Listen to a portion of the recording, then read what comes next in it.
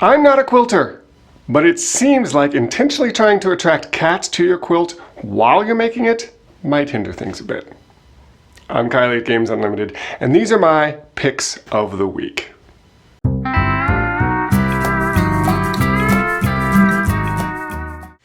We're going to start off with a new hotness that is Calico. This game came out either earlier this year, maybe late last year, but we got very few copies, but we finally got a big restock. This game is getting press because it's got an adorable cat on the cover, right? And it's all about quilting, but in addition to making your own quilt on your own player board here, you're also attracting awesome cats to your board. And these cats are actually all based on real world cats. There's little bios of each of the cats in the rule book. It's just absolutely adorable.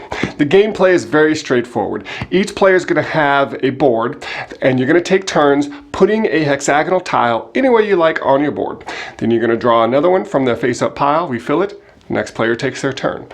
How you're getting points is through making combinations. So every game is going to be a little bit different, but one thing that's always in common is that if you can make combinations of the same color, so these quilt squares, hexes really, these quilt hexes have a color and they have a pattern.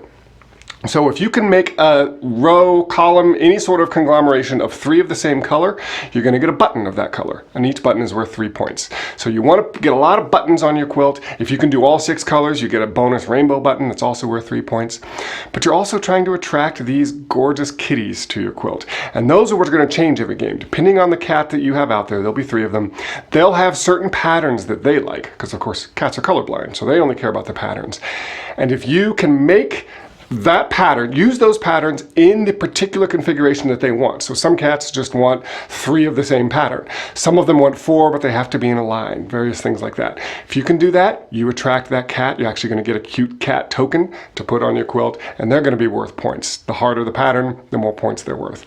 And then you're also going to have certain combinations on your quilt itself. So you'll have these hexes in there. They're going to say, if at the end of the game you have two sets of 3 of the same thing. So if surrounding this hex are 3 of the same color and then 3 of a different color, you're going to get bonus points. Or 3 of the same pattern, 3 of a different pattern.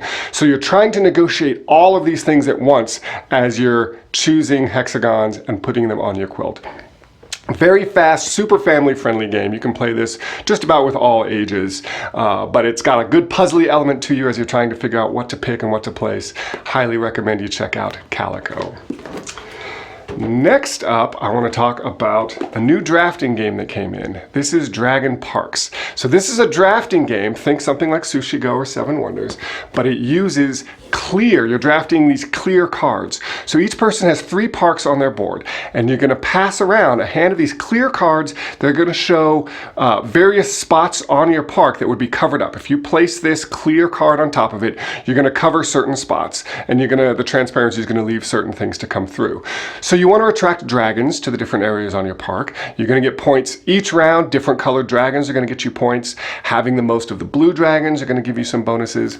But you're also trying to cover dragon eggs. If you cover a dragon eggs, it hatches and you get more visitors to your park. But you don't want to cover the angry dragons, the dragons that are already there or maybe that you've placed later. If you cover those, you're actually going to lose visitors.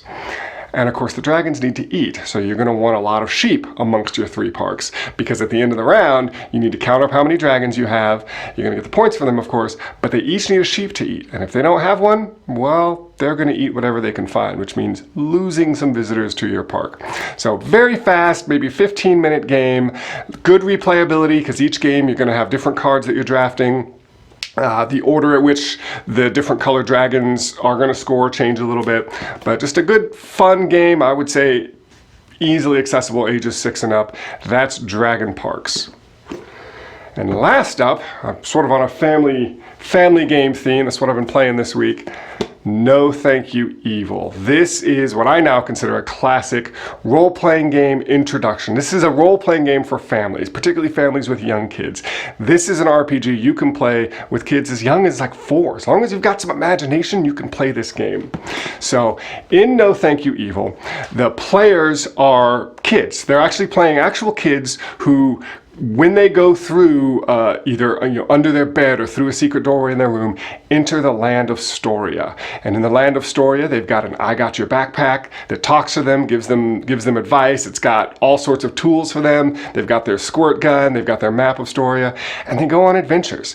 The game is very easy to teach to people, even if they've never played role-playing games. Very easy to GM. It's got 4, I believe, pre-made stories in there, and once I ran through those 4 pre-made stories, it's very easy to come up with stories on the fly. Just a ton of fun. There's actually ways to complicate it a little bit more, so even if you've got different ages playing, one player can use the simplest rule set, make their character very simple, where the others get to add adjectives and things to their character that give them special abilities. But all you're rolling is a single 6-sided die anytime you need to make checks, so it doesn't have complicated tables or anything like that. Most of it is about the imagination. So one of the things you could do, if one of the characters is trying to make a check, maybe, I'm trying to climb this ladder, trying to get to the top of this ladder, but I want help. Other players can spend awesomeness tokens to help them, but of course they need to explain, tell me how you're helping them. So it really triggers the imagination, gets you into this idea of storytelling. That is No Thank You Evil. And there's a ton of extra add-ons, extra stories, lots of cool cards, so that help with the imagination that they have, the characters. Each player also has an animal companion, so you can have pictures of those out there. Just an all-around good time. If you're looking to get some young kids into role-playing, definitely check out No Thank You Evil. Okay, those are my picks for the week. Please come on down. We'd love to answer any questions about these games.